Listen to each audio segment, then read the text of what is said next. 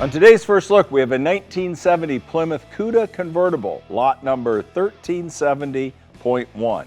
This fully restored 1970 Plymouth Cuda Convertible is powered by the V-Code 440 six-pack engine, backed by the pistol grip 4-speed manual transmission with a Dana 60 Track-Pak rear differential. That pretty much sums it up. This is just one of 29 440 six-pack Cuda convertibles produced in 1970 and one of just 17 equipped with a 4-speed manual transmission. It is finished in the high-impact lemon twist yellow. On the exterior is also equipped with the power convertible top. It also has painted side mirrors, and on the driver's side it has the adjuster to adjust your mirror. It also has the hood pin option on it. In the interior, we have the white bucket seats, the console with the wood graining in it, the tachometer, has an AM radio with an 8-track player. This is a fully documented with original broadcast sheet and a copy of Galen Govier's report on it. Other than a Hemi Cuda convertible, it doesn't get any better than a 440 six-pack Cuda convertible. High impact colors, absolutely gorgeous,